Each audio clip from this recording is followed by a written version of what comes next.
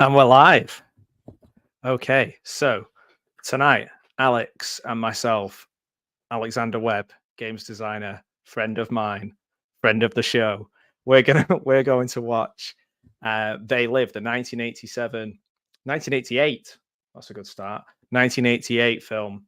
We're going to watch the 1 hour 34-minute version, the sort of theatrical version, and we'll count you in. You can watch along. I'm going to try and I've been collating like a little commentary track to kind of watch along with it as well.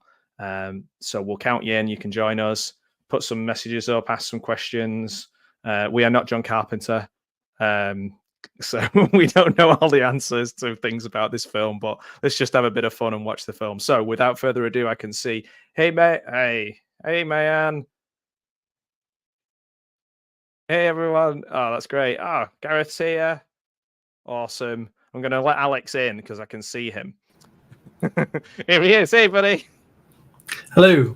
Can you hear me? Hey. Yeah, I can hear you perfectly well. That's fantastic. Brilliant. So, They Live. First time watch, yeah? It is indeed. Oh, that's cool. And I'm hoping the sound of the movie doesn't come in to my mic, but we'll see, I guess. Yeah, that does. Well, yeah, I'm going to watch it with subtitles on. But yeah, I guess for the first time watch, you might not necessarily want to do that. So, do you want to count us in, Webby, and I'll press play when you say. All right. Yeah, go for it. On. So 3, 2, 1, go. On go. Yeah. Okay. 3, 2, 1, go. Stars. Woo, yeah. I've got rated 18 coming up on my Amazon copy, so be careful, guys. It's going to be some adult themes. I've got a little trivia track prepared, but so far the only trivia I've got for this is some studio logos. It's not really trivia. That's just saying what's on the screen.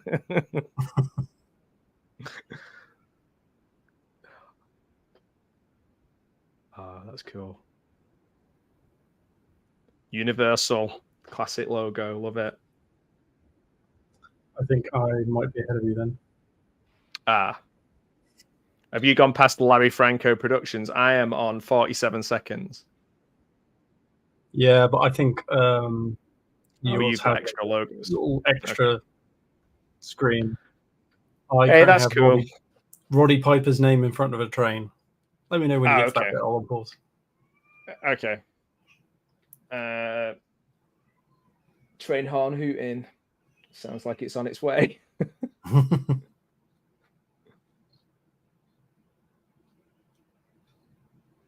Roddy Piper. Boom. All right. Oh, man. Horror Cat Dad's here. Here's kick some butt and chew bubblegum. Oh, he's all out of bubblegum. Oh, my word. We've already spoiled the best bit of the whole film. We're only... we're already 1 minute 30 into the film. Yeah, just pretend you didn't hear that, Alex, okay? Oh, man. Duke Nuckem's already spoiled it for me. All right, okay. To be honest, it's quite what's the word I was going to say? Story. It's not particularly plot heavy. It's like it's not like someone telling you much about the film would ruin it. I think it's quite straightforward. It's got the littlest hobo walking down the tracks, Incredible Hulk kind of thing to it. Never heard of Raymond Saint Jacques?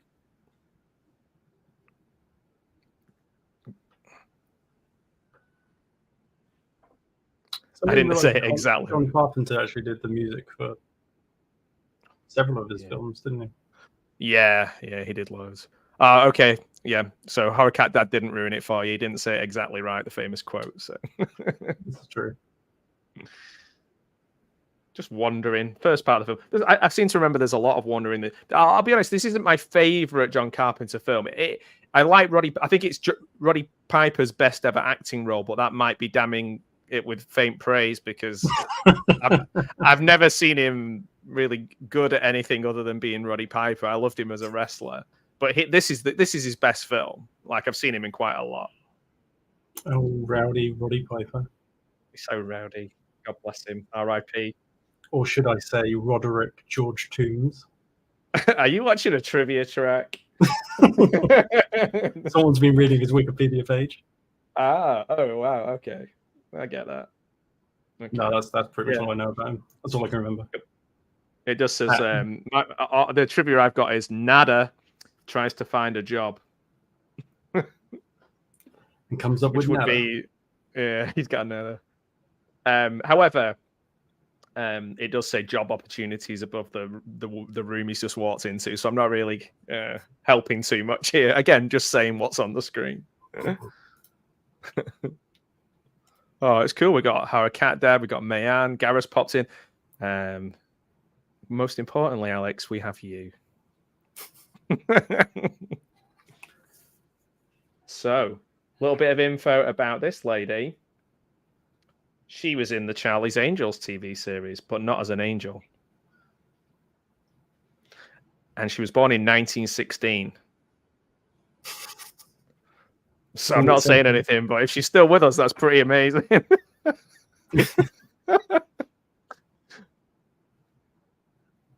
Here's Raymond St. Jacques coming up, I believe. Oh, there he is.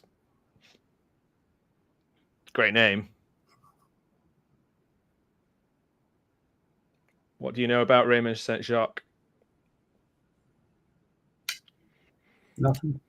Nothing. Well, I mean, just off the top of my head, he's 6'1" and weighs 180. Oh no, sorry, no. He's 6'1", which is 1.85 meters. Roddy Piper's 188 centimeters and 104 kilos. Amazing. But, just I amazing. don't know anything about him. No, we just seem to know these things just because we're that schooled in film. I mean, he was 104 kilos in his wrestling days. I don't know what he is now. Presumably a lot lighter. Yeah. Well, this will be just before the big steroid scandal. Now, Roddy Piper was never a big muscled wrestler, but they were certainly on the old juice they love. But do you? I mean, I yes, we do, Al. That was a strange comment. I guess we try. We try. Roddy Piper was born in Saskatoon, Saskatchewan, which I think is one of the coolest. It has to be one of my favorite place names of all time. Yeah, I love Saskatoon. I remember in wrestling, because I think it must be in the south of Canada. Whenever a Canadian wrestler got kicked in the balls, they'd say, "Oh, he caught him right down there around Saskatoon." I don't know. That's the first time I've probably ever heard it. Saskatoon right down. I think this is how John Carpenter would have wanted me to watch this film, on a tiny, tiny little screen. It's like Martin Scorsese, isn't it? It's like, I'm going to watch all your films, Martin, but I'm going to watch them on my phone. He'd love that. A lot of good films have people trying to get jobs on building sites, I think. Can't think of any off the top of my head, but I have a source of unplanned comedy going on right now because the copy of the film I've got clearly has the wrong subtitles attached. Oh, great. Oh, so the subtitles that are coming up for these scenes do not match what's going on at all. Something about Italy is only for the Italians. And oh, okay. Well, I like that. I like watching YouTube where they put sort of generated captions on. Here's Roddy. He had it. Did you think he had it in his contract? He had to have his shirt off. So that's pretty likely. Yeah. The foreman was in Back to the Future. You probably know who he played in Back to the Future. I do not, but oh yeah, that guy. Oh, and here comes Keith David. Well, he's already here. I just forgot to. His face is familiar, but I couldn't place it. Keith David? No, it's not that one. Different Keith. Different. That's Craig David, isn't it? Oh man, check out this comment from Al. Other Al. Al Prime. No, you're Al Prime. I don't know. Oh, the multiverse. Got to meet Roddy a few years before he passed. Super nice guy. Oh, that's so cool. I hope he had a fight with you. That would have been so good. Like a fun fight. Apparently, that was the thing in the early days of professional wrestling. Is it used to be like they used to allow people to pay a fee to challenge the wrestler. Like this is back in like the 1930s and stuff. Yeah. It was like one of the even like in Canada that carried on a lot longer. They had things like where you could go and try and wrestle a bear. Like we're talking right up to the 70s, early 80s. Oh, well, good. He put his buddy in a sleeper hold. Wow. Legend. I get the impression he would have been really cool. Do you remember when the Louis Theroux one where he did wrestling and he met Roddy Piper? And Roddy Piper was just wild with him. Oh, yeah. So a bit of trivia. He refused to take his wedding ring off, even though it kind of added to the mystery of the character a little bit, but he refused to take it off. I guess I don't think I would be able to physically get mine off. God knows I've tried. It's a joke. Just saying that's a joke. Keith David's amazing. Like even in the later, lesser seasons of Community, I thought he was really good. He's great in he's great. He's great in everything, really, isn't he? But yeah, I like him. That's the thing. The Thing, of course. Matt's summary of him. I like him. He good. He good actor. He is good actor. He is the good actor. Yeah. It's a strange choice, but I feel like this is one of those where maybe Kurt Russell wasn't available. And it's worked out for the best, really. I wonder what kind of film because every film I watch with John Carpenter film, I think, if it's not got Kurt Russell in it, I'm thinking, I bet he was like, in the running. And what would it be like if he was? It's kind of good to have almost like somebody who you're not that used to seeing in this role because he is a kind of mysterious drifter kind of guy. Yeah. Makes more sense. In a way, it'd be better to be somebody you'd never seen before in your life. Rather than me going, look, it's Roddy Piper. It's the Rowdy Scott. The Rowdy Canadian Scott. Roderick Toombs. Named after that episode of The X-Files. That's the best one. No, that's not true, guys. Don't quote me on that. Oh, okay. So I don't want to give too much away, but I'm going to put Al's comment on, which is this movie has the second best fight in cinema history. I do think it is one of the longest fights in cinema. Yeah. I did hear someone mention something about a fight over sunglasses. Yeah. As being. Yeah. It is good. It is good.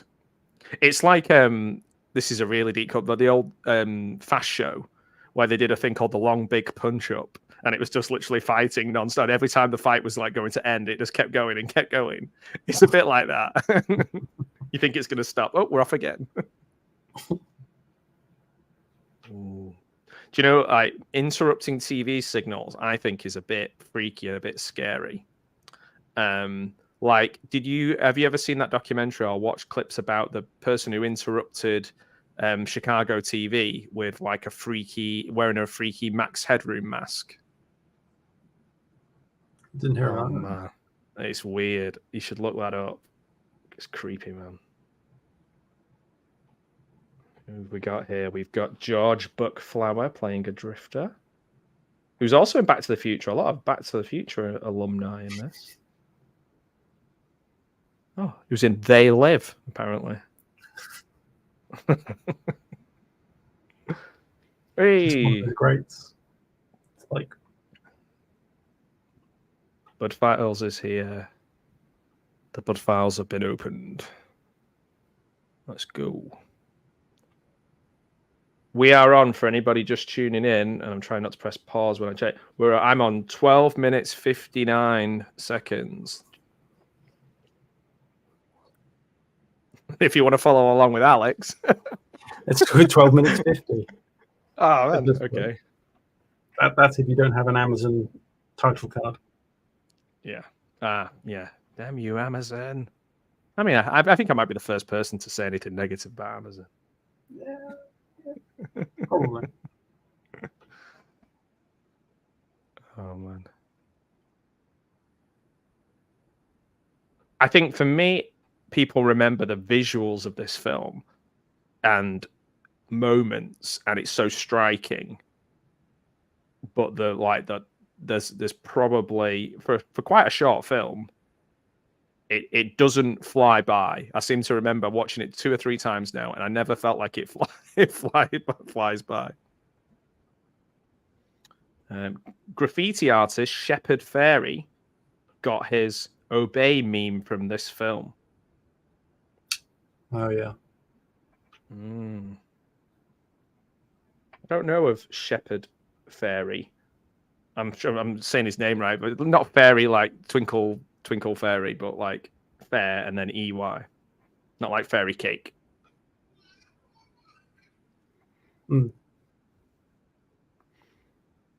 It's unlike a lot of Carpenter films where they're almost real-time, super fast, lots of running from place to place, lots of action happening all the time.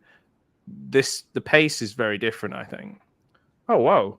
Horror Cat Dad saw this in the theaters, in the cinema when it came out back in the day. And what did you think about it, Larry? Did you come out of the cinema happy or PO'd? I've never said PO'd before.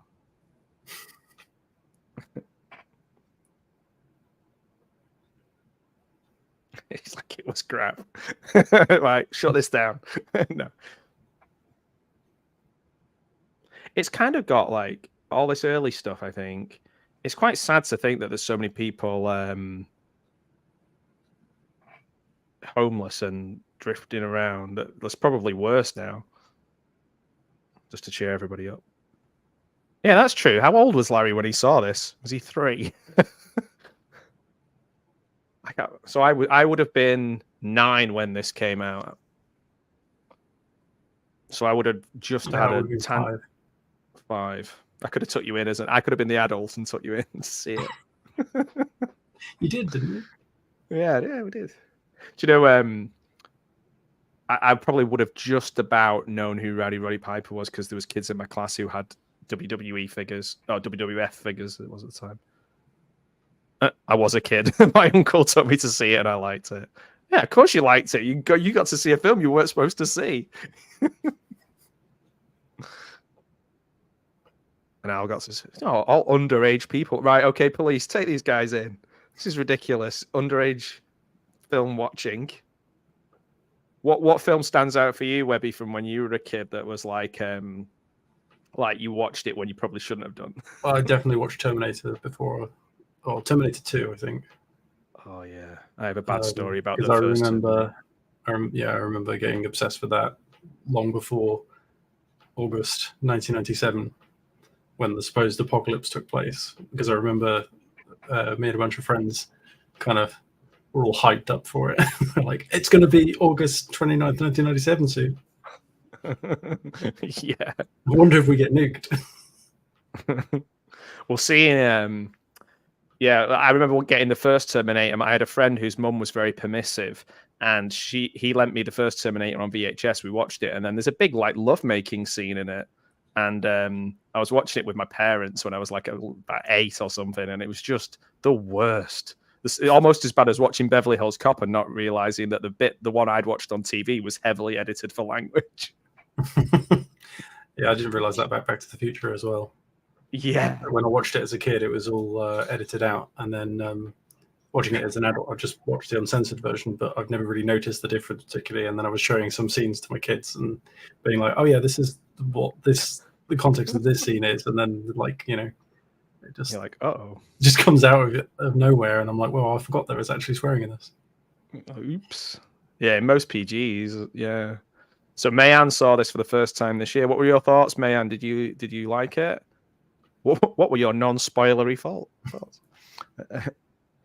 Al's mum let him see it because he was a massive Piper fan.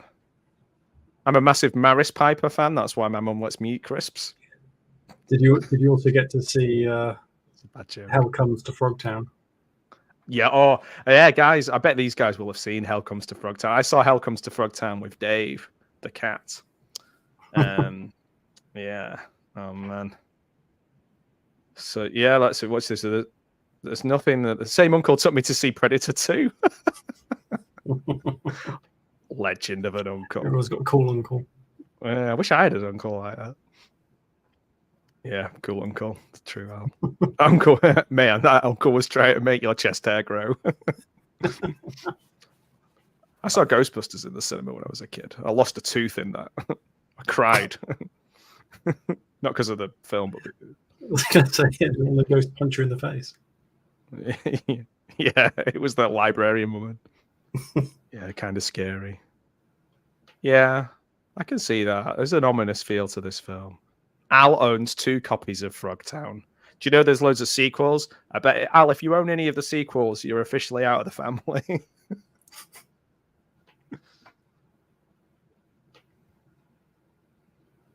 That is another one I haven't seen, by the way. I did read the synopsis, though. Yeah. And I imagine if you have seen it, you won't forget it. Yeah, I don't remember much about it, but I just remember it not being very good. Yeah, today you become a man. His Larry's dad said to him. That's so funny. Man, I can't. Yeah, it was mainly VHSs that I shouldn't have watched. I remember people when I went up to secondary school, people passing around Basic Instinct VHSs, and there's certain bits of the VHS that were like really degraded from people rewinding and pausing, So I didn't get the same experience as everybody else by the time I got the copy of the VHS. Oh, good. Al doesn't have any copies of Hell Comes to Frogtown sequels. I feel like this film misses out. It could have had Donald Pleasance in it somewhere. I think that would have made it a lot better. So Keith David's Frank. I mean, that's his name. It's not like he's a straight shooter of a guy. Quite frank. Like I said, I'm right when I said there's a lot of walking. Well, Roddy Piper does a lot of walking. Got to see some choppers. Ooh, pardon. What's your favourite helicopter from films or TV, Alex?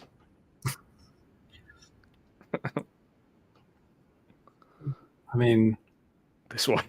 I guess Airwolf is the obvious choice. But damn, I was going to say that. Yeah, Airwolf, the Santini Airlines Stars and Stripes helicopter is pretty cool. You could say the Bell Jet Ranger, and it'd be basically every 80s helicopter, pretty much. Yeah, that would have been cool. I'll put Larry's correction on there as well. So this was filmed in Atlanta, Georgia, the home of WCW wrestling. However, at this stage, Roddy Piper was a WWF guy. He was big into pandas. Yeah, he was. He wrestled the panda. They lost to the panda in the end. Like, change your name. No. Change your name. No. Change your name. Okay, we better do it. Vince McMahon crying.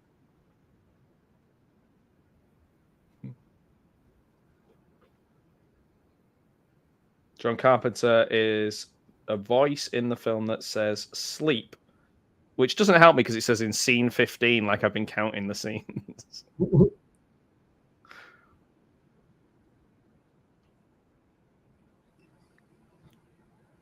Yeah, Keith David is Elroy in Community. I really enjoy him in that role, particularly because they're really running out of steam when he joins. Yeah, I'm not sure if I've seen those ones. I don't remember. They're worth watching for him, and Paget Brewster's pretty good in them as well. Because it does take a drop off when... Yeah. It does drop off when Dan Harmon leaves, and then he comes back for the ones with Keith David the last couple of seasons. Obviously, there's no Donald Glover in it, but still, there's some really good episodes in there near the end.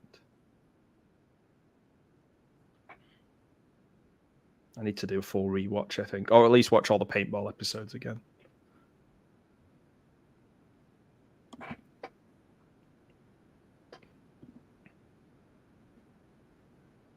Got some cool wood-based cars in this film. What have we got here? What's Larry?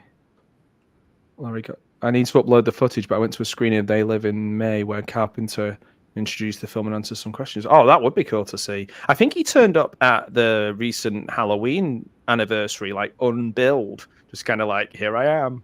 I love the fact that now he's just like, I'm happy to make money off my old films. Guys, just do what you want with them. Like, I don't give a shit. I'll play my music over here and collect my money, and you can do what you want with them. I'd love to see him play his music live. It would be good.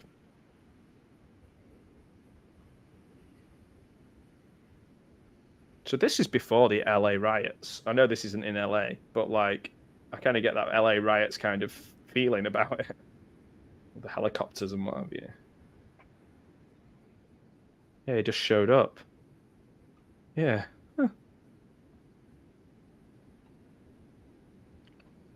That would, yeah, I bet he made loads of money going. I bet he, dude, I'd love to be in that position where I just turn up and sign things and people are just like, take my money, please.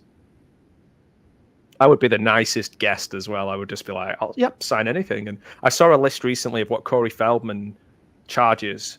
Like, he breaks it down into every little thing, like character name, quote, your name, at the table, not at the table, smiling, not smiling. No, don't know about that. But like, everything is literally like 80, 90, 100, 110, 120, 130. Like, the guy, yeah, man.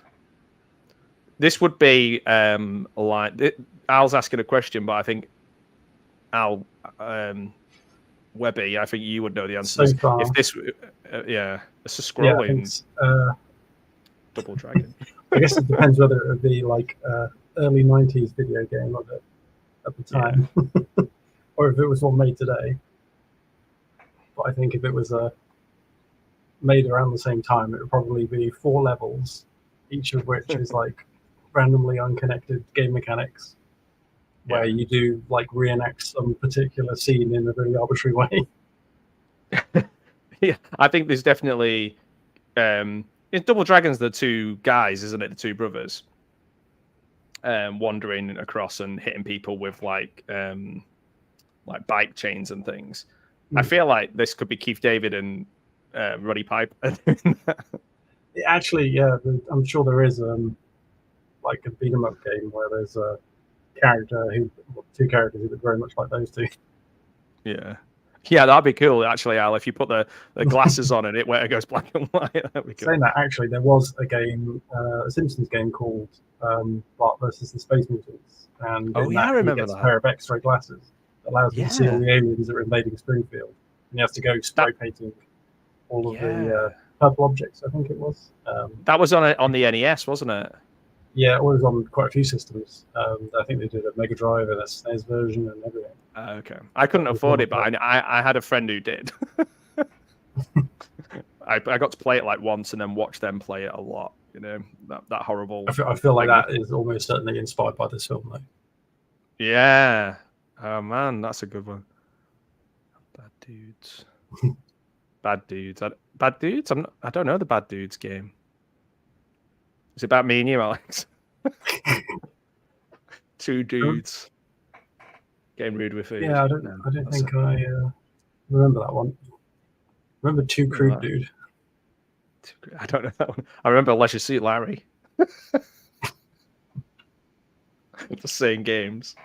2 Crude Dude was kind of beat 'em up in a very bleak urban setting, but sort of reminiscent of this. Oh, right. Oh, maybe I don't know. Maybe it's an American name for it or something. Bad Dudes.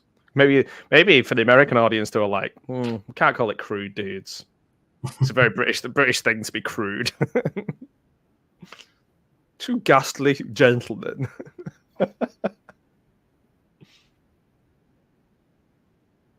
I read that as one of the actresses is called Wendy Brainerd, and I read that as Wendy Braindead.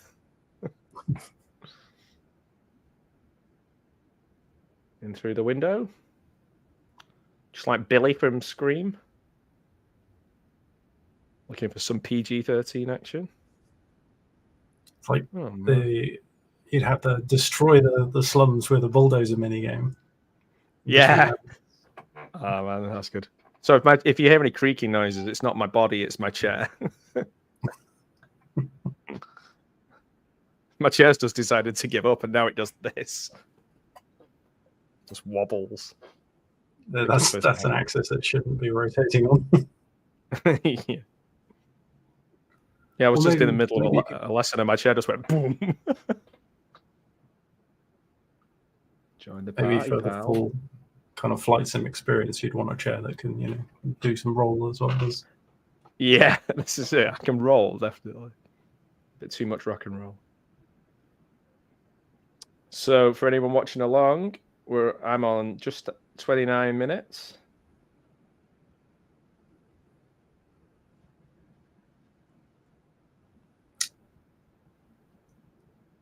And really, other than the whole ghetto being smashed and Roddy having a bit of a wander around, not a lot happened. Yeah, it's build up. I've been falling apart for years, Larry. Mentally, physically. Okay. So Bad Dudes is similar to Double Dragon. So we're all in the same thing, except when I said about Leisure Suit Larry, which is a different game.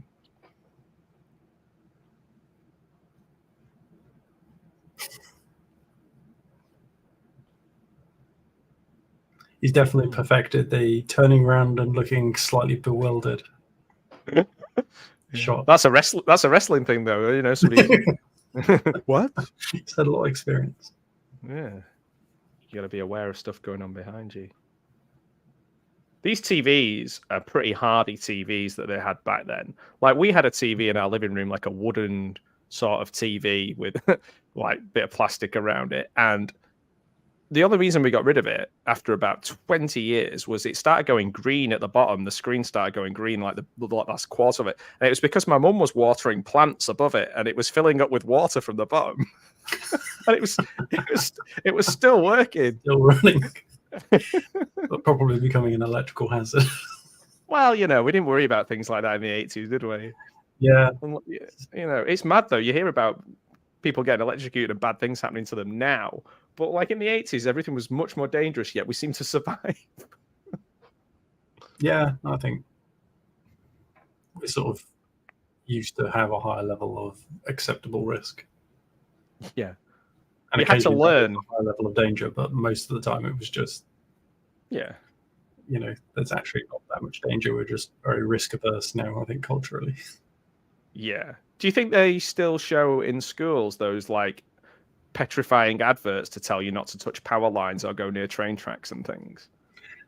Maybe, but there's probably like additional layers of caveats of like, we better not, there's going to have to be trigger warnings and like loads of, we can't show anybody anything that might psychologically affect them in any way. It might then lead to a life experience. Yeah. What I like about Roddy is he's a rough and tough guy, but he tucks his shirt in.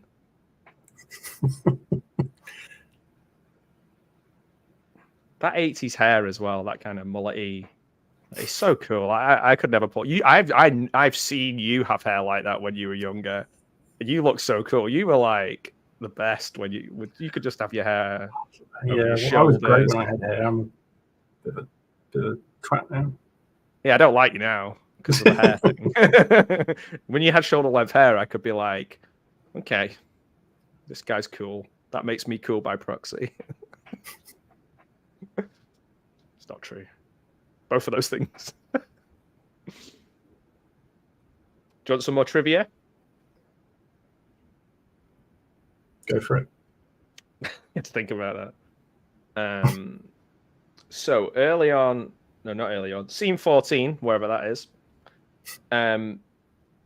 the money says on it, "This is your." Whenever he looks at money with from his point of view, from Nada's point of view, money says, "This is your god" on the bills.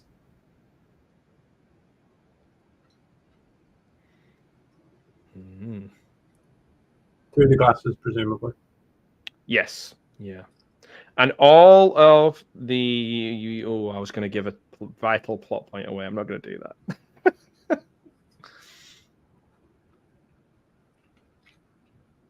Yeah, so I think you're aware if they have come here to chew bubblegum and kick ass and I'm all out of bubblegum was actually ad-libbed by Roddy Piper. That is a very wrestling kind of tagline.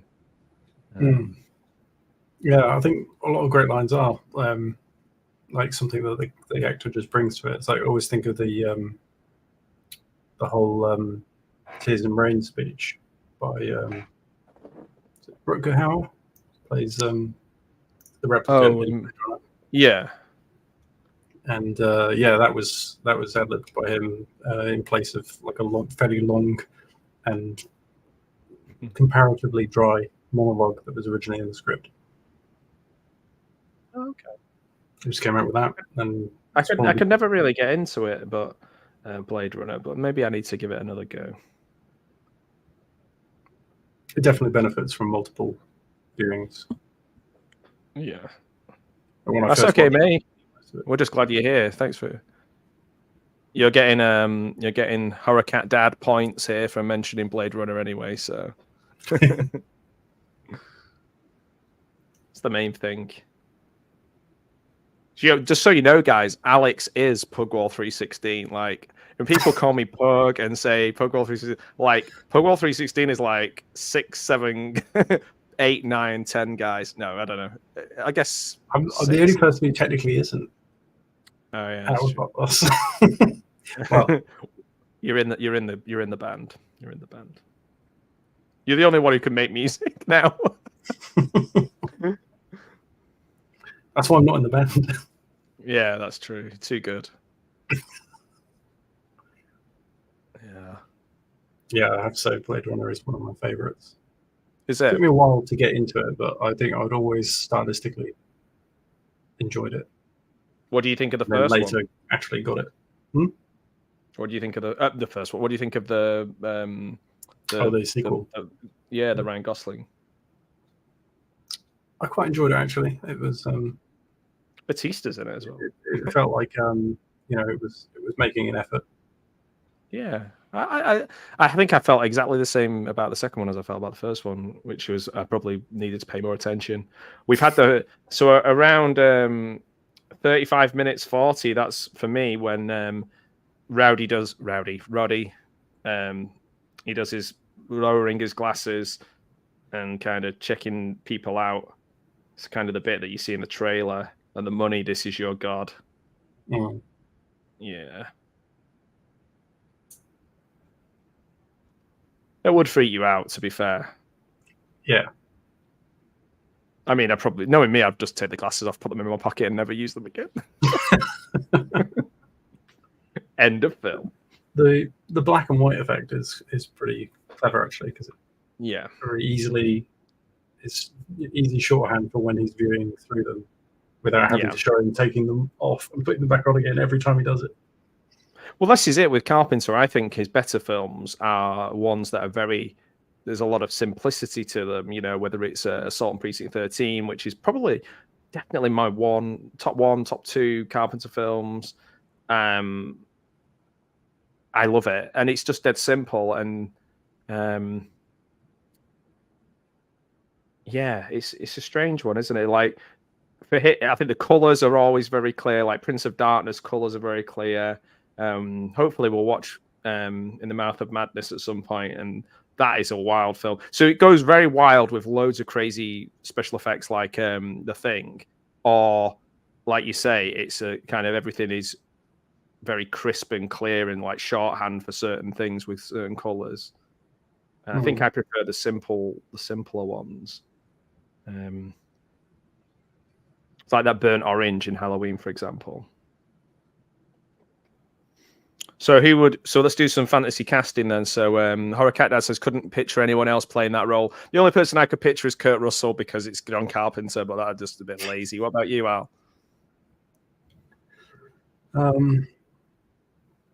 Yeah, I guess. I don't know. I'd have to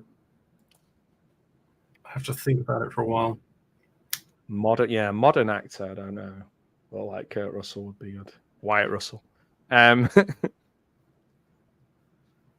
Prince of Darkness is a good one as well. But I've really come to love In the Mouth of Madness the last few years, especially with like Sutter Kane being like a kind of Stephen King proxy. I just think it's kind of funny and clever and quite scary. And I think anything about going mad, I find very, very scary. I think that's my biggest fear, is like kind of losing my mind.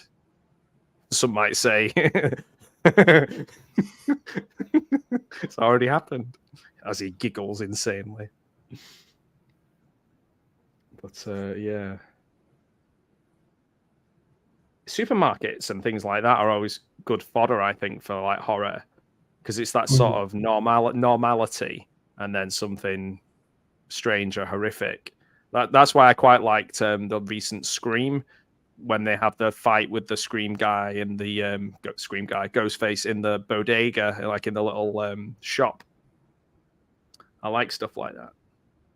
That's why I thought Jason Takes Manhattan was going to be like him just smashing through shops and like souvenir stands and people. But obviously they can't do all that, can they? Because it's impossible to shut down like all these places.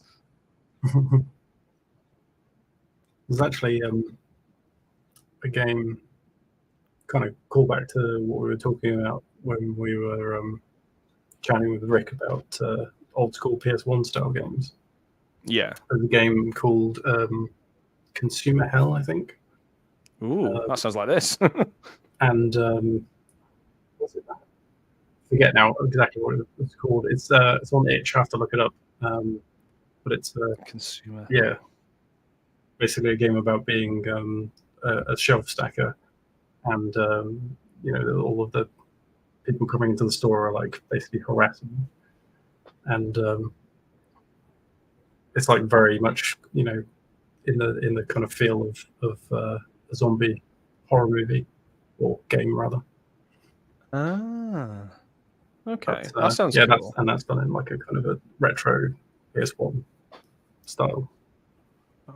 There's a I like supermarket and consumer based horror straight. There's a film called Intruder that's based in supermarket. It's kind of Ted Raimi and all Sam Raimi's friends kind of made it, and it's a really cool. Oh, Roddy Piper's doing some wrestling moves on mine. He's just done a clothesline, some right hands. Shot a guy. Oh, boom! He goes down. Yeah, don't do that in WWE. Oh, F.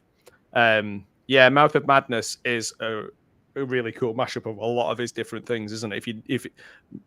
Yeah, I'm really looking forward to watching that with you, Webby. Actually, I think that'll be cool. Yeah, you can tell it's in LA because he's just shot 2 people and nobody's batting on it. Just walk straight past. Yeah. Oh, here we go. I think you're right, Larry. I think like that physicality and when he's walking along with that big shotgun, like it's hard to find somebody who could do that. He goes into the bank. I like bank related stuff like in The Dark Knight and Dark Knight Returns. Blimey, I've not watched it for so long. I forgot the name of it. The one where the Joker, the Heath Ledger one, and also, what's it called? Dog Day Afternoon, being trapped in a bank. I like bank stuff. I like bottle things, where it's just like someone stuck in a certain place. Yeah, he's got. Yeah, you're right. He's got that swagger.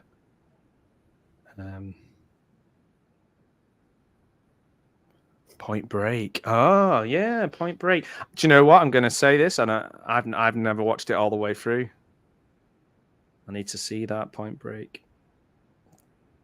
Is River Phoenix in Point Break? No, I don't think he is.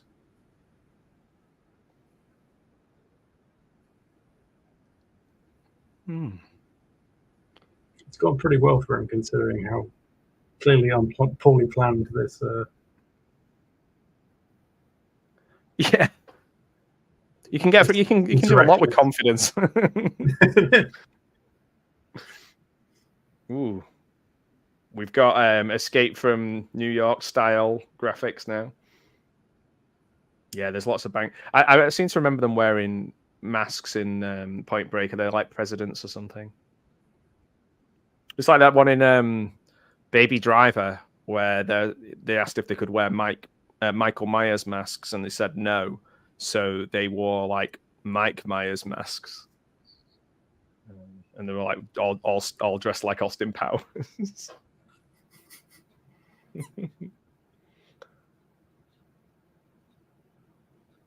He's not going to shoot that guy.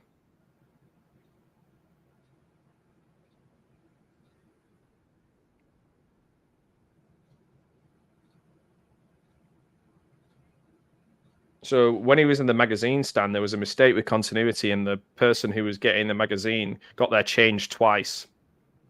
Yeah, so, I think I saw that in a trivia section for something else. No, I found that out, Alex. Oh, did you? Okay. Yeah, sorry, I did not read it in a trivia section. How dare you? Yeah, that was funny. I'm not a massive fan of Baby Driver or like I quite like Edgar Wright stuff with Simon Pegg. Most of them, I really like Hot Fuzz and Shaun of the Dead, and I did like Space, but Baby Driver kind of left me cold a little bit. But I thought that was a nice little touch. Last Night in Soho, it had its moments. Dinah Rigg was in it, which was cool, but yeah. But that was a nice moment. And I think that just came from them a little genuine mix-up on set or mix-up of communication to try and get Michael Myers masks.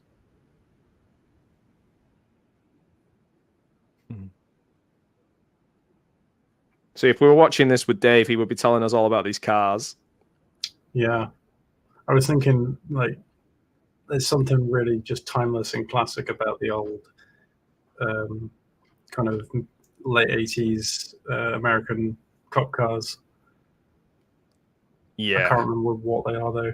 David, I'm like, sure. They're like TJ Hooker kind of stuff. Like, yeah, just sort of that boxy. Yeah. They're just classic. I love them.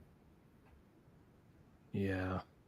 It's there's nothing they do cop cars so much better than we do. There's just there's such a different kind of car, I suppose, like from the jam sandwich.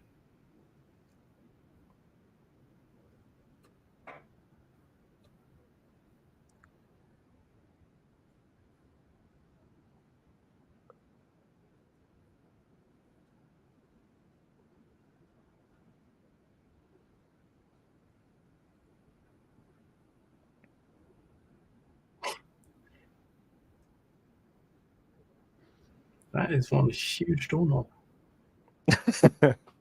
Stop looking at my doorknob. The ones inside are really small, though.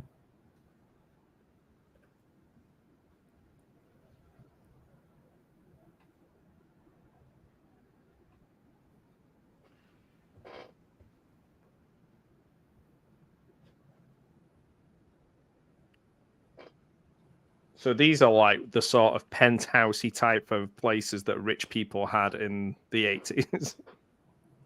Like, and also they pass for like futuristic apartment type things that you kind of get in Total Recall or Running Man or whatever. Need to watch the Running Man again. It's a good film. I think they're doing a remake. I think I heard they're doing a remake of that. Again, that would be one of those where you're going, who could possibly do that? Batista. The Rock. Shut up.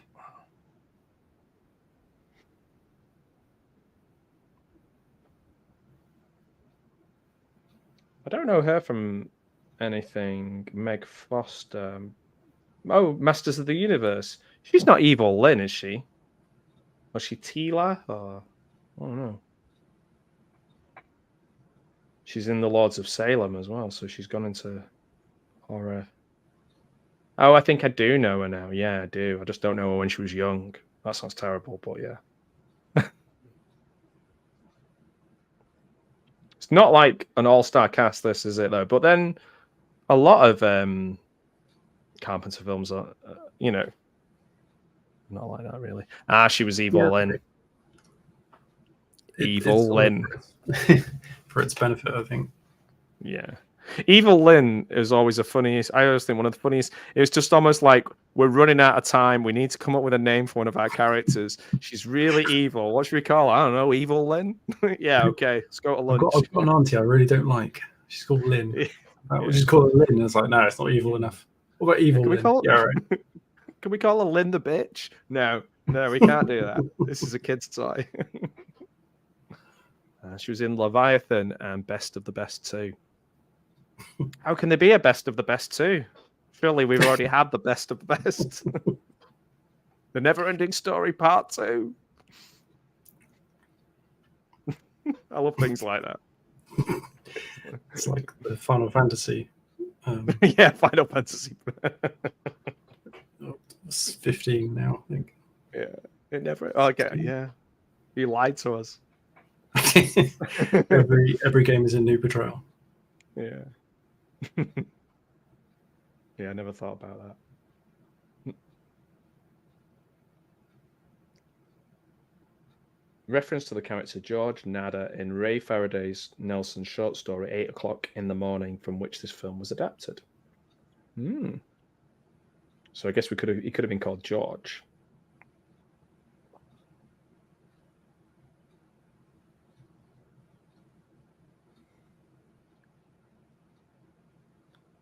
So most of the aliens in the film are played by the same stunt coordinator, male and female. And he's got 14 black belts. I don't know if that's just one of those things, you know, they say. And they were like, he's wearing pumps and like dressed up as a woman, but no one's going to say anything because he's a badass. I love sort of very obvious stunt doubles. That always makes me laugh. Out the window we go. This could be like Hot Rod, where he just keeps rolling and rolling and rolling down the thing. Underrated film, Hot Rod. Actually, I don't know if it is. I think it's maybe one of those films everybody says is great and everybody says is underrated. There's 4 best of the best films, Al tells us. Oh, man. Is there a worst of the best as well? Best of the worst? Oh, there is a best of the worst. That's Red Letter Media.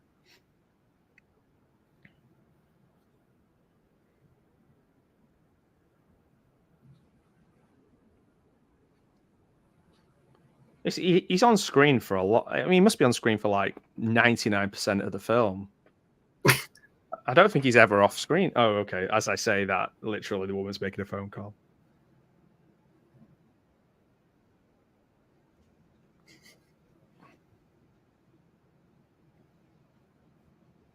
Oh, Cal Daly's here. Thanks, Cal. Yeah. Well, this is Al's first time watching it.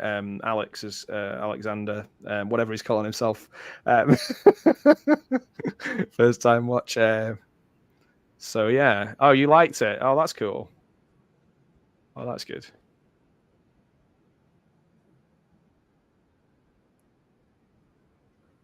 Yeah, I'm enjoying it so far. Yeah, I'm enjoying it. I'm just enjoying it watching with you.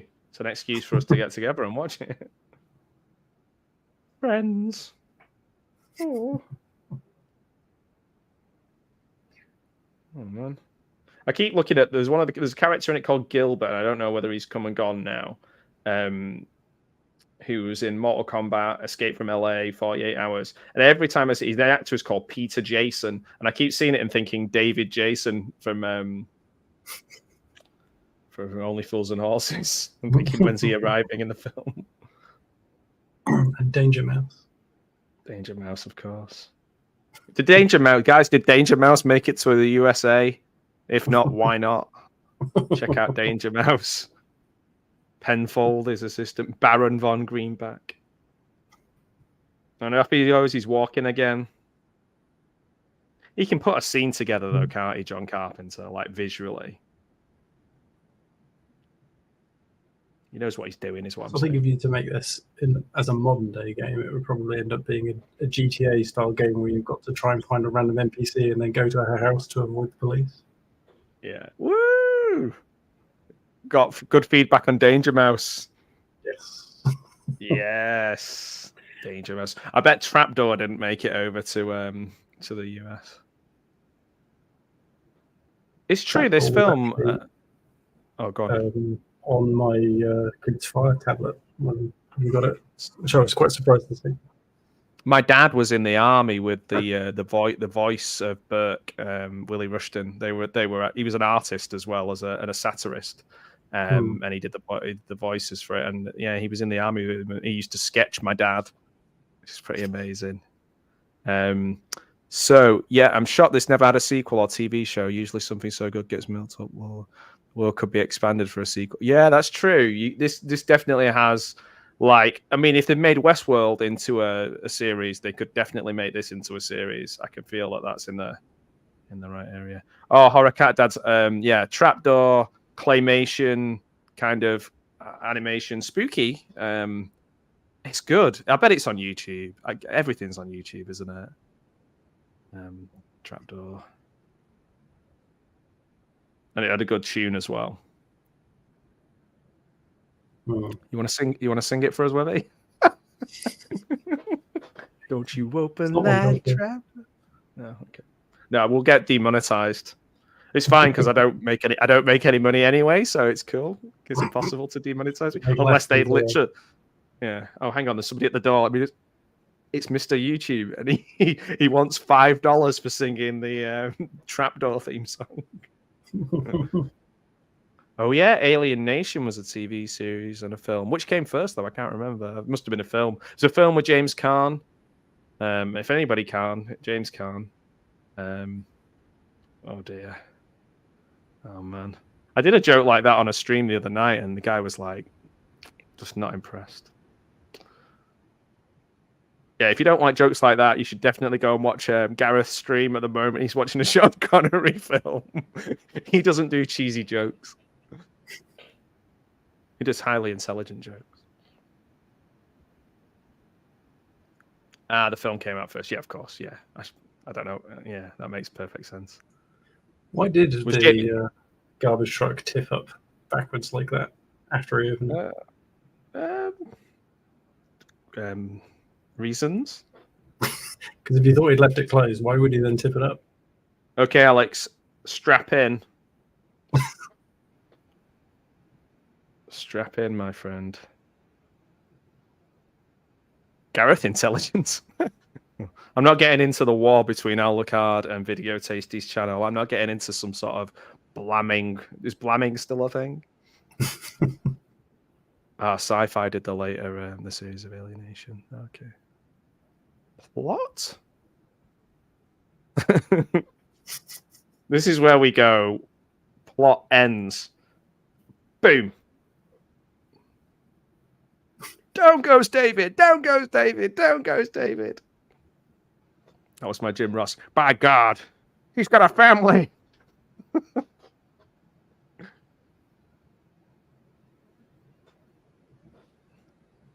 If you want me to do this whole watch along as Jim Ross from WWE, give me a hell yeah.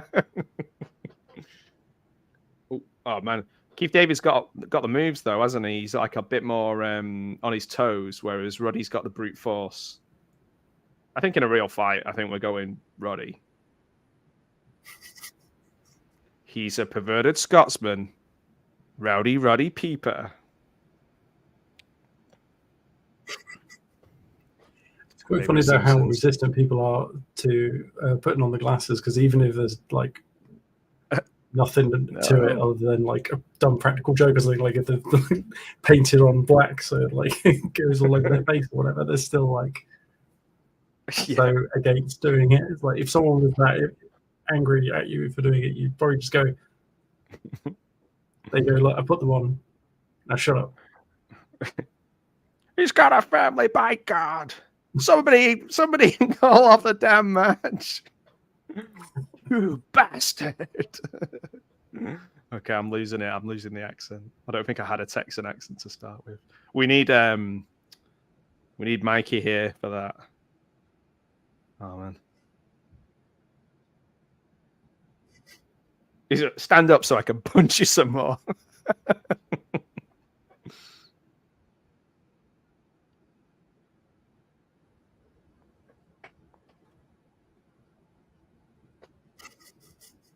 They've both got the same shoes. Working men's shoes. It's a slobber knocker. Oh, we're both working men. Yeah, that's true. It's a regular little YMCA here. Tell you what, this is a dirty old street. Oh, by the way, to answer your question about why the truck tips over all these things, because it looks cooler when you fight in a load of rubbish. That's the 100% the reason why. I'm sure something similar in it. Oh, Suplex City. Oh my word. He's not done a sidewalk slam yet. A bite. Oh man. 1, 2, 3. Break that. I can just be the referee who doesn't see it. Like every referee. By God. There's definitely more wrestling moves, I think, than a typical fight probably would have. Yeah, so that stunt coordinator guy was just like, you sort this one out, Roddy. If you smash somebody's head into concrete, the fight ends. Also, knee to the balls, I'd imagine, is not. Oh, did you see that? That was a step over toe hold. Sorry, a drop toe hold. Oh my word. Oh, he's got a 2x4. Ho! It's Hacksaw Jim Duggan. Ho! Don't call me a ho! Oh, there goes the car. Oh man, I'm sorry about the car. Oh, I just don't know that. Oops. He's laughing. They're laughing. They're still fighting. Oh, I love it. This is a bit like the Hollywood backlot brawl between Goldust and Roddy Piper at WrestleMania. Oh. It's all making sense now. It's making sense. But that was after this. And it was also influenced by the O.J. Simpson chase. So the first part of it is Roddy Piper chasing Goldust in a white Ford Bronco. Very classy. Stay down. It's a goddamn slobber knocker. I mean, if someone went to those lengths to make me wear a pair of glasses, I would just, out of curiosity, I'd be like, what is so great about these glasses? Yeah. You go look in the mirror like, oh yeah, actually, I do look pretty good in these. You don't just get the impression they just like fighting. He's just really passionate about like fashion makeovers. Yeah, if it wasn't this, they would be fighting over something else. Try my favorite brand of coffee. Yeah, never. Fight to the death. Oh man, that's another. That's like a gut wrench suplex there. Oh my word! You know, you wouldn't be getting this level of color commentary on any other stream. Now there, can you not agree that you look awesome? Yeah, look how cool you are. With your purple shirt. Oh. Of course those rich folks are wearing are they the aliens? Of course they are. Something about my wrestling commentary is people have just tuned out by the droves.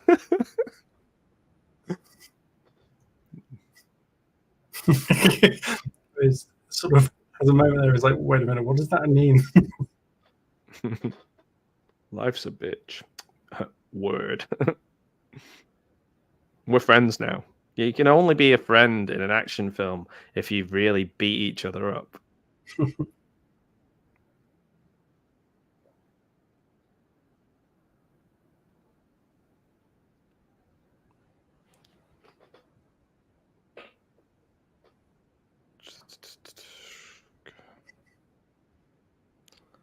Guys, if anybody wants to come up and chat, feel free. We're all friends here.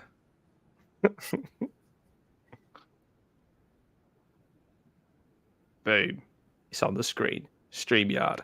6SH. No, I'm not going to read the whole thing. It's my usual Streamyard code of 6SHK7GW SPZ. It's like an eye test for me, that one.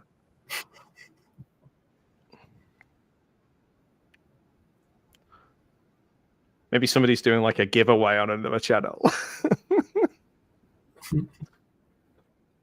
I'm giving away knowledge here. Beautiful freebies. Oh man, it's really swollen up now after that fight. It didn't come up straight away, but it's struggling now. He didn't need to stuff all that cotton wool into his cheeks. That's true. Do this Marlon Brando impression. I'm gonna make you an offer you can't refuse. I'm gonna make him an offer. I can't remember now.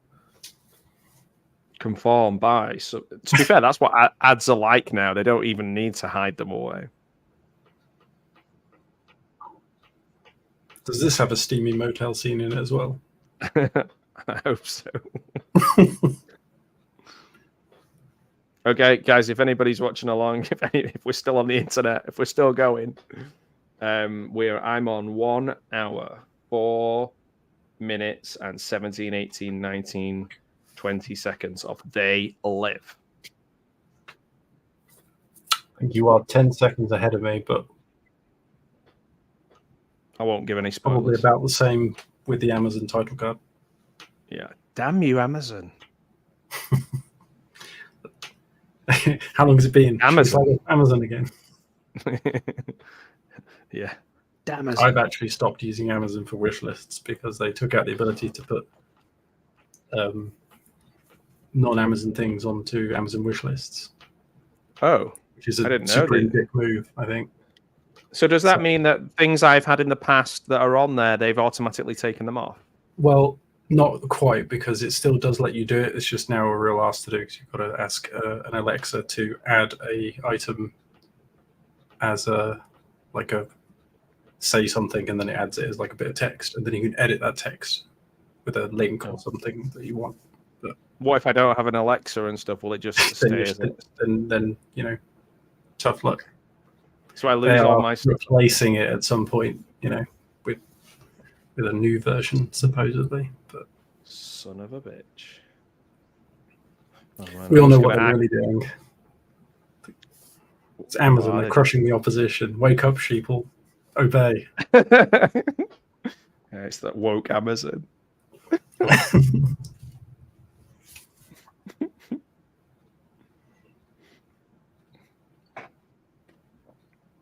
They want us to consume, but they only want us to consume the things that they make money from, the bastards. It's like, I want people to watch my channel instead of other people's channels. What a dick.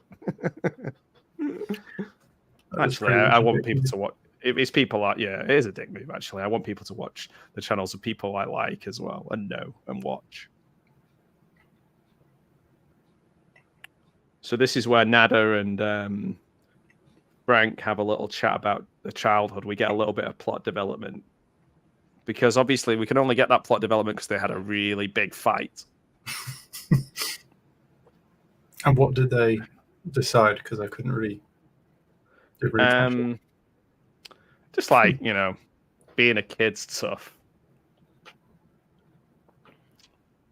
Something along those lines.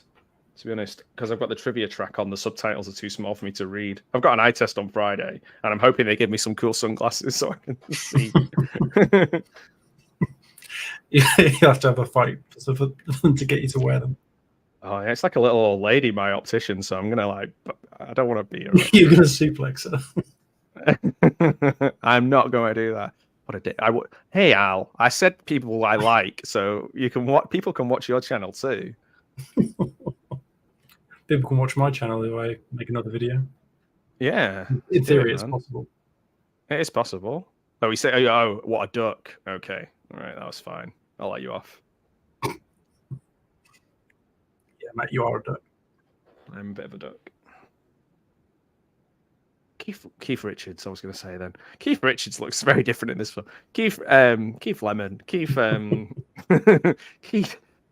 David is really young in this film. He looks so young. People age. That's my trivia fact. People watching for the trivia, you're on the wrong channel. Let me in. I've got a gun is always a good way to get into somewhere, I think. Gun in a backpack. Walks nice and slowly.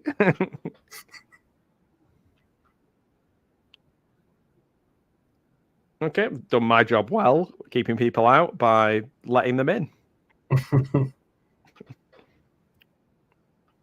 They're using candy floss packaging. Oh, okay. These are the Underground Railroad kind of guys. Looks like an AA meeting rather than like kind of revolutionaries. Yeah. They've got like a notice board, coffee.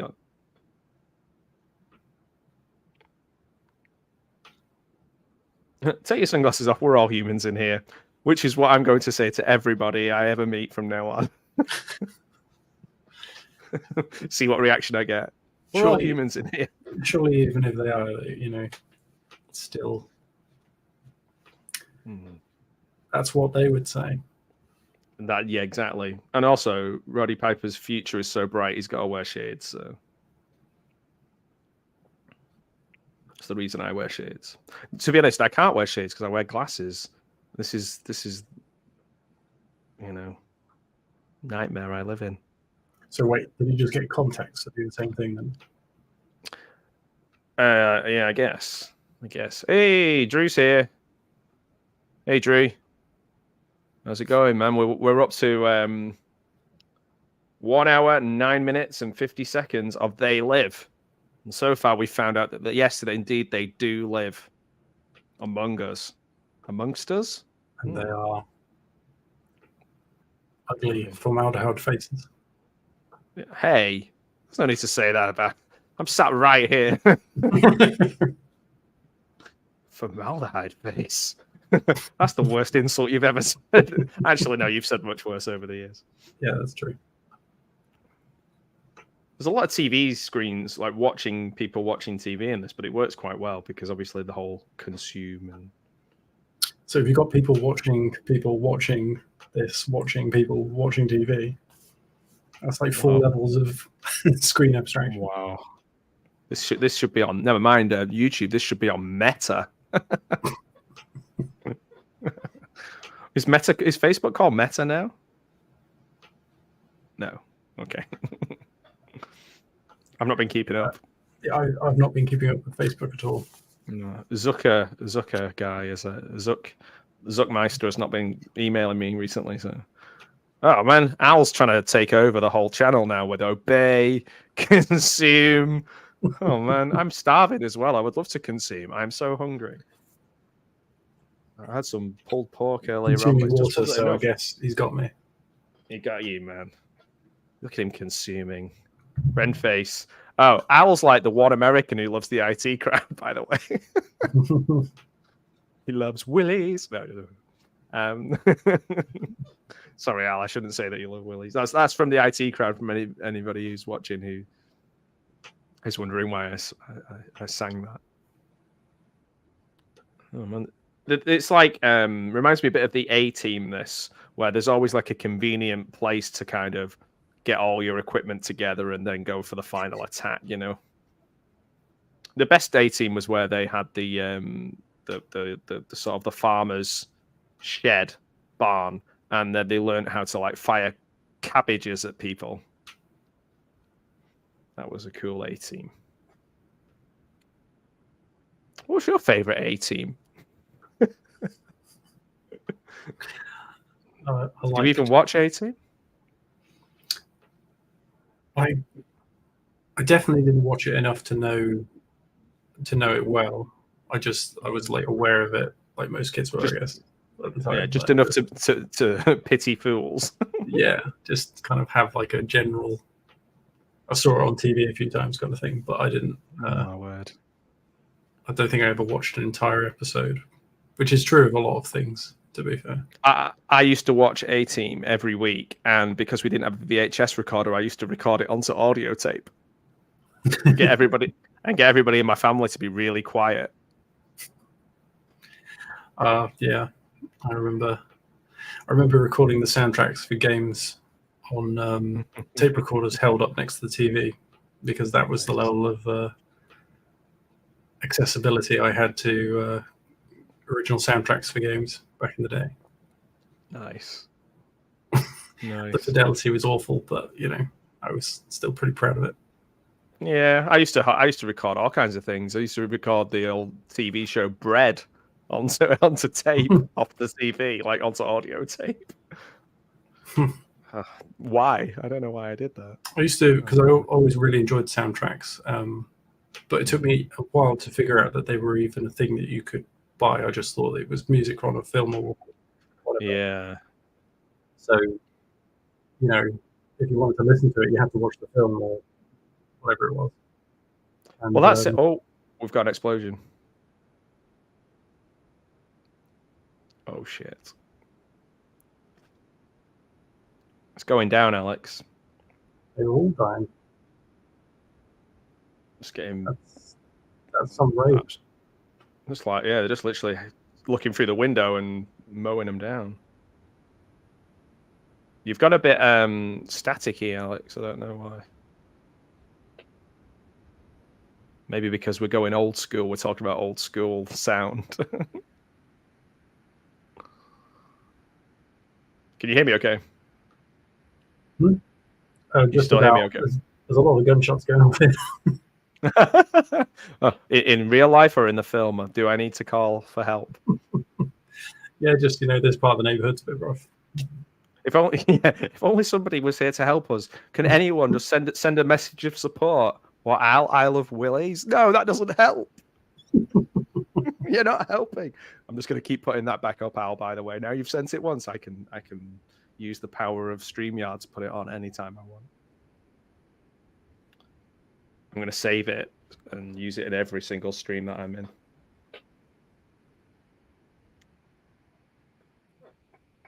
He has a really good plot armor.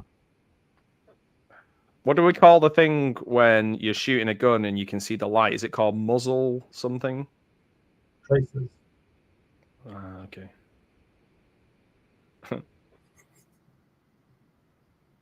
Looks like the guy's face looks like a cabbage from up there.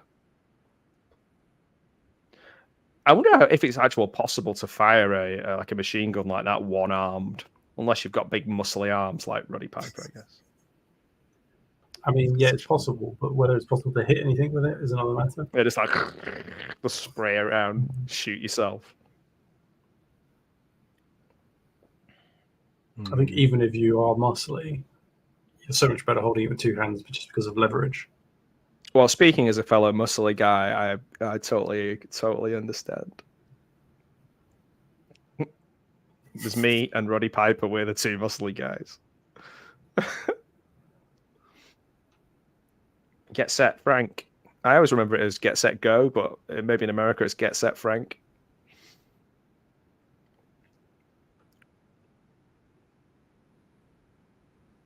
Ooh, what's that watch all about? Oh, okay, I remember the watch now.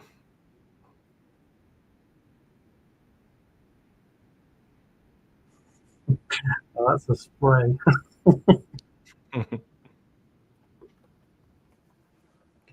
Yeah. When you were a kid and you do that and you'd be stood there going,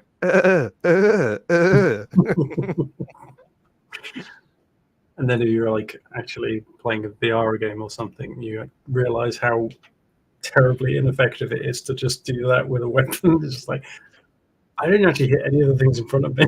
It's something over there, it's something over there. Yeah, maybe it's like firing a gun and like using a hose mixed up.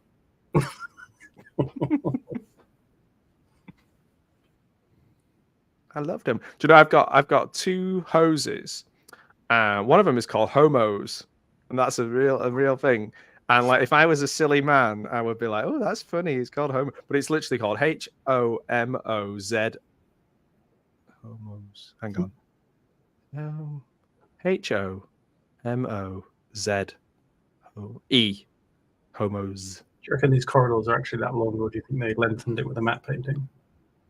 Yeah, they got this from Day of the Dead. I'm so glad you interrupted me then, because I was going nowhere with that hose talk. Like, welcome to hose talk, guys. Hose chat. Who want to talk about? Anybody in the chat? What's your favorite like garden hose? Favorite color, shape, power? Do you have like a Kasha, power washer?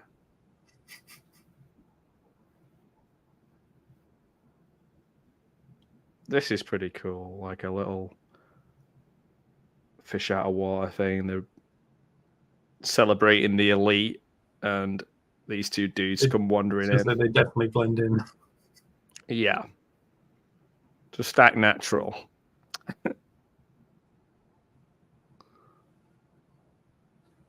It reminds me a bit of like Top Secret.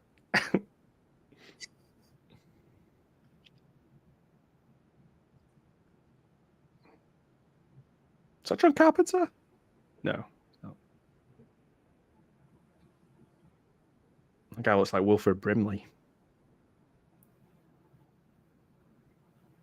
Any Wilford Brimley heads in the chat? Wilford Brimley, what do you call them? Aficionados.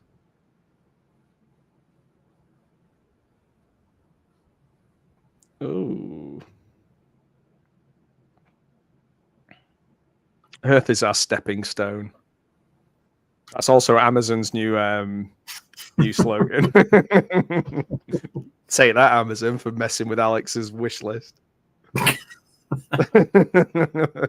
Screw you guys. I use wishlist.com now. Oh. Endorsement. I'm going to put it on the banner now. I'm going to change the banner. Is it good? Let me get rid of the current banner and create. I'm going to create a new banner.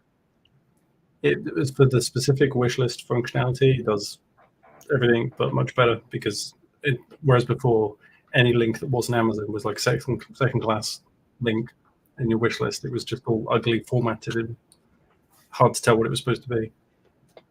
Whereas well, let's do Alex. Just makes everything look the same, so you're not tied into one thing.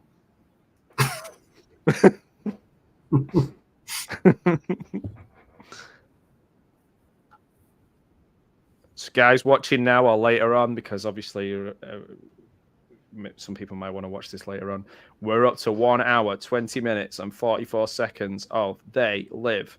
There are 13 minutes remaining. Sort of ish. No, 30 minutes, 20 seconds, 19 seconds left. I'm sure he's changed shirts. When did he change shirts?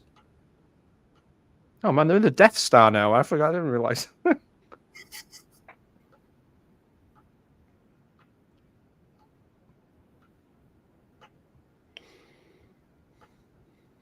He looks like a baddie, doesn't he? Buckflower.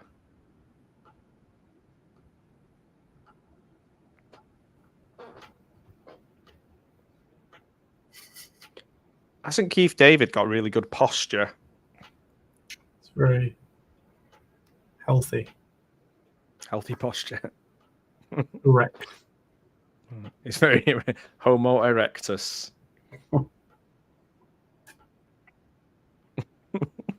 Same words now. I like how it takes a certain level of confidence to when you're trapped just to walk around with your arms folded. like impress me.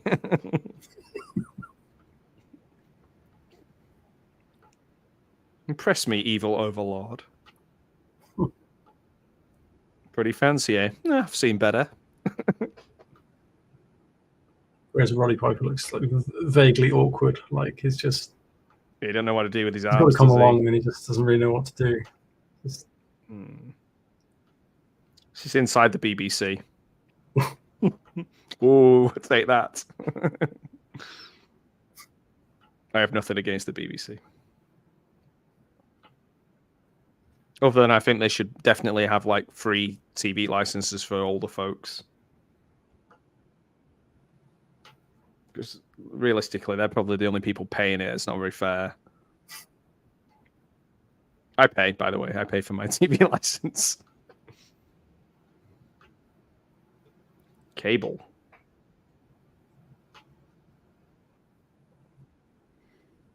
Oh, it is Amazon. He just said he gave him the grand tour. I think isn't that Jeremy Clarkson TV show? Boom. Nice. They've become quite a good pairing, these two, haven't they? In sync.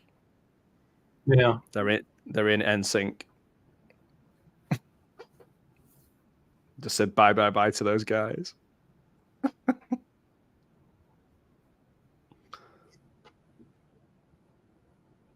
If it's a water pistol, that would be cool.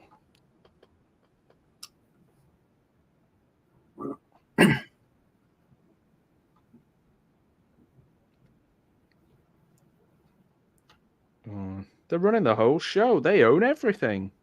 Goddamn Amazon. Left too. This whole movie is about Amazon.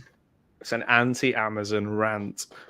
I literally have something delivered from Amazon every day, so I am the worst person to. I literally got some sealant, some stuff for the dog.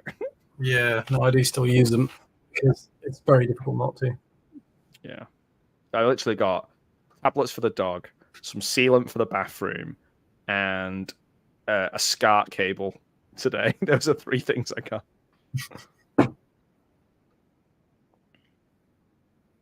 I just leave up Al's comment on the thing for the next 20 minutes while watching the film.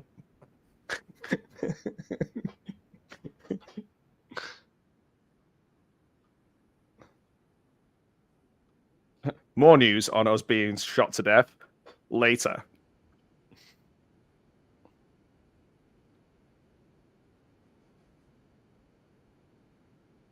If you've got your glasses on, you've got to be more... glasses thing was just them hallucinating. This is like an explanation for just a random killing riot, just rampage. Yeah.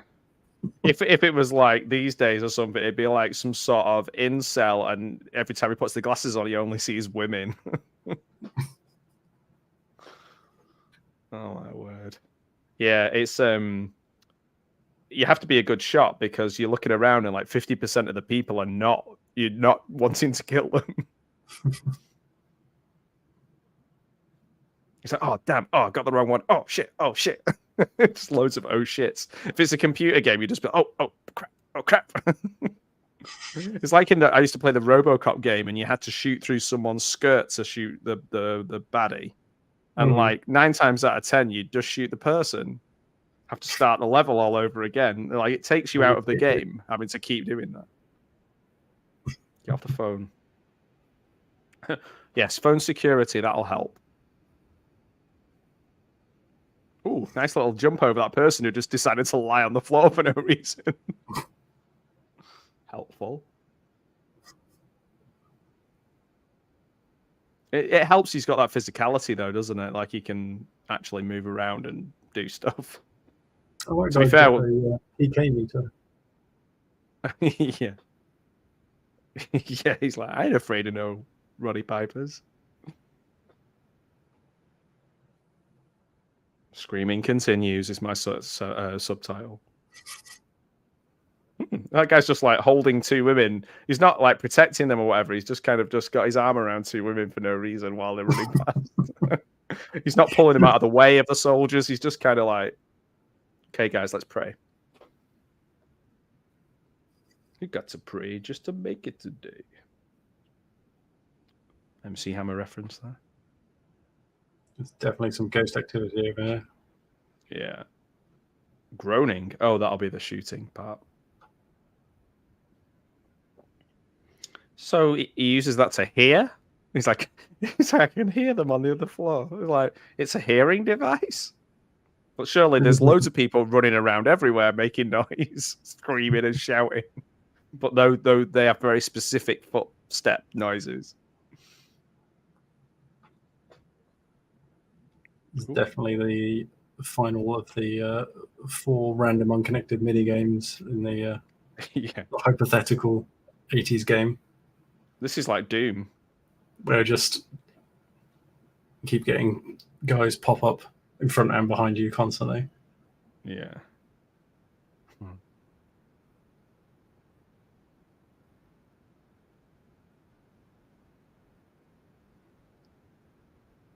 There's more running in the sort of last third of the film than there was in the beginning. A lot of walking at the beginning, then sort of getting a little bit faster, and then finally running.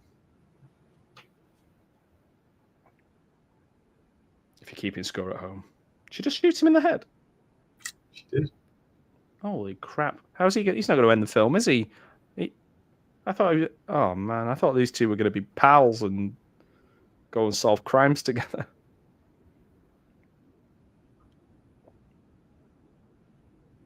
All right, so what are you going to do? Blow it up? Oh, what a twist. Yeah, all this talk of being clear and going clear, do you think it's like a Scientology thing? Oh man, Holly. He's like, oh, you cow.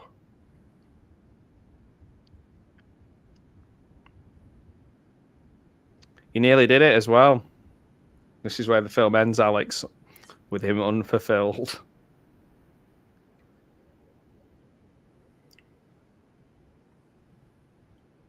I think we should have been slagging off Rupert Murdoch and all that kind of stuff rather than Amazon. I just realized I'm watching this on Amazon Prime as well.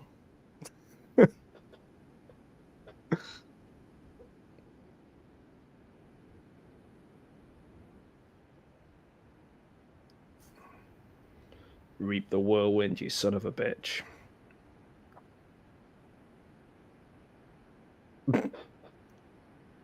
He kind of does things comically, doesn't he? Ooh, fireworks. So wait, he destroyed the transmitter of a single news station. Yeah, but it's the big one. It's the mother lode. It looks kind of sad.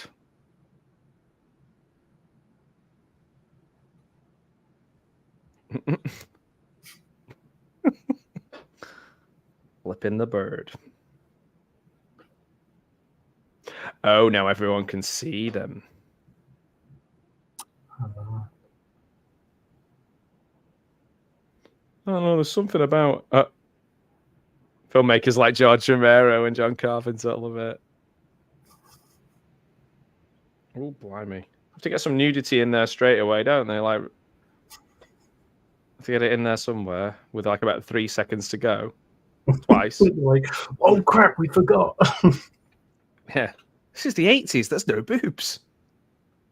Quick. Sorry, we've got 10 seconds to go. We can still get some in. But how? I have a way. There's definitely more than that one quip has inspired Duke Nukem 3D or Duke Nukem generally. Oh, really? I think about this film. There's just a general feel, a lot of the action, and kind of like even the space station. Yeah, Dave's got it. Dave's got it. He's got it, dude. Yeah, even like the space station sequence is weirdly reminiscent of the part in Duke Nukem where you go to space. I don't know. It's something about it seems like it's got more in common than just that line. Duke Nukem. I think is he what does he say? He has a thing that he says, or certainly in the first one. I think my friend had it. He says something. Does he say fug or something? Like he says something that's almost swearing or something. I seem to remember it being a bit of a scandal when I was a kid. Duke Nukem. Yeah. I didn't think so because the first 2 films were just 2D platformers. I don't think there was much in the way of dialogue. I don't remember saying in the second one, in the third one. I must have got mixed up. I must be thinking of another Duke. Duke Ellington. He was known for his swearing and stuff. So that's the film over. So okay, what do you think? It was alright. No, it's good. Good night, everybody. Yeah, no, I thought I thought it was good. My opinion is the same as last time. Actually, it went by a lot quicker, but maybe that's because we were chatting. It's a really long, slow build up, and then like a really good fight, and then like a pretty cool ending. I don't know if you agree with that. I think I was interested to see how it would resolve in a way that was satisfactory, in the sense of feeling like it wasn't just, you know, the film ends and everything is still terrible. I was like, how is he going to make a positive difference, basically? And it's like, okay, making it so everyone can see them is pretty much all you have to do, and then you can see what happens the rest of the time. It's like, it would very quickly go very wrong for the aliens at that point. But I totally forgot that Keith David died, so I was like, I was shocked again. Actually, let me get rid of this banner that keeps saying wishlist.com obey. I have no affiliation with that, by the way, guys. I've not been on the website. I used it. That's better. That makes more sense. What party? Woo! You're supposed to be honest about your endorsements and your sponsorship. So, come out with it. Yeah. Wishlist.com. Basically financed your entire operation. Yeah, my whole thing. It pays for my StreamYard moolah. That's about it, really. Yeah. So all right, it was good. Hopefully everybody really enjoyed this. And we'll try and do some more. We'll try and do, hopefully, the next John Carpenter one, In the Mouth of Madness, because I'm really interested in what Alex makes of that one. So, guys, if you want to join us with that, do so. Please, if you get a chance, should have said this earlier on. Apparently, it's better if you say it earlier. Subscribe. There's some really cool stuff coming up, some good interviews coming up, and some really good streams. Thank you to everybody who commented. Let's go back through. David Shelton, whoever that is, Al, The View with Drew, check out his channel, it's awesome. Al's channel, Horror Cat Dad's channel, amazing. Kalal's channel, let's see, who else have I missed? Mayan's channel, who else have I missed? I think that's everyone who's commented on the thing. Have I missed anyone out? No, I did miss somebody out. The Bud Files, check out Bud Files, always turns out legend. Gareth is probably still watching a movie now on his channel right now. He's watching a Sean Connery film, I believe. So yeah. But if you're watching this on like catch up, it's too late. And Dave's put a nice little cat there for us to finish. So They Live. Any final thoughts on They Live? Should people watch it? It's the looniest movie of the season and also one of the most engaging, says the Chicago Tribune. I mean, who's going to argue with the Chicago Tribune? Yeah, and someone else says, the Philadelphia Inquirer says, as a movie, They Live is lethargic. As election propaganda, it's terrific. Who's it electing? That's what I want to know. Is it anti Ronald Reagan or something? Is it like kind of saying that he was all for the rich? It's anti people who try and get people to vote for them. So basically, it's anti every single politician.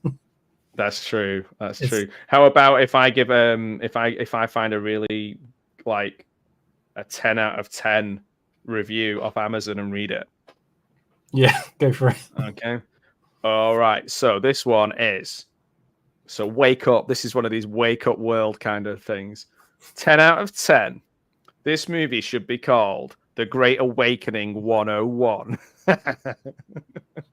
People who are asleep, in sheeple, have no idea how incredibly aggressive they will fight to remain ignorant of how they are unwittingly harming their own family, friends, favorite celebrities, and loved ones. Jeez. This movie is not the amazing. It's not the amazing, whatever that means. I'm not going to make fun of people's grammatical mistakes. I always do make loads of them, and I do because typical reasons like amazing visuals, blockbuster budget. What makes this movie deserve 10 stars out of 5 probably is because of its massive value in helping humanity break free from the shackles holding them back. Did you feel that your shackles have been broken, Alex? I mean, a little bit, maybe a little. Maybe they've been slightly loosened. Yeah, well, which, like an insane person, this doesn't end ever. They are fighting with all their energy to remain in the fantasy world that they live in so that they do not have to face the disturbing reality of what is really going on in the world we live in. 10 stars, 119 people found this review helpful. And then underneath, literally, another guy's just like, nobody kicks ass and chews bubblegum better, 10 out of 10. It's not a masterpiece of acting. It's a B movie, but it kicks ass. So, like, we've got the two different kind of approaches on how to take this film. One is wake up sheeple, and the other one is like Roddy Piper kicks ass. You know which one I'm going for. Yeah, I think it's very clear how much of a kind of like paranoia, pandering kind of idea the whole setup is. That kind of like it's feeding that thing that people almost enjoy, and that's scary. Kind of like conspiracy theory, tinfoil hat tendency of just wanting to believe that you're the only one who knows what's going on, and that it's like, big and scary. And the problem is people now, that is for then it was like scary, but now it's in a way even scarier because people take this almost as a non-fiction piece, and there are no aliens, I don't think, underneath people's skin, and if you put a pair of glasses on. But it's a nice little simple, like every other John Carpenter film, simple, clever, well-made allegory. And we should be treating people better, and we shouldn't have like this, all these things. They're all great points.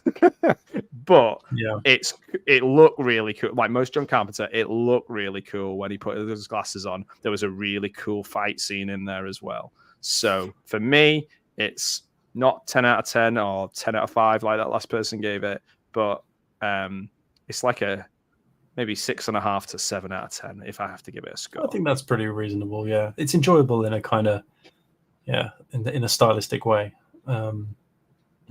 But it's don't read too much into it. Exactly. Yeah. Maybe watch Hell Comes to Frogtown. Funny you should ask that, Dave. We were talking about it earlier. Yeah, go back and watch the whole thing, Dave, from the beginning. I've not seen Hell Comes to Frogtown, but I have read the synopsis, and I probably would watch it just because we could do that. It sounds batshit, so Let's get Dave on, and the three of us can watch it. And I've seen it before. I watched it with Dave last time. It was some sort of weird initiation. So I would rate it as better than Hell Comes to Frogtown. But then again, Hell Comes to Frogtown is my second favorite movie of all time, and every other film is my favorite. So there we go. No, it's not good enough, Dave. Sorry, I was late. It's not like you can just skip back and watch the whole thing again. Guys, do that, please. All right, this is getting silly. So let's call it a day, and then we can continue talking. Dave, if you follow that link that's on the thing, you can come on and talk to us now on your phone or whatever. I thought you said if you follow that link, you too can get wishlist.com. Yeah, so we're going to end the stream, but me and Alex are going to remain on, and then this is where it's really the real sort of dark conversations start. Okay, bye guys. I'm just going to quickly finish off the show, and see you soon. If you want more, comment. If whatever films you want us to watch, as long as they're John Carpenter films like In the Mouth of Madness, we'll watch them. Bye everyone. Bye.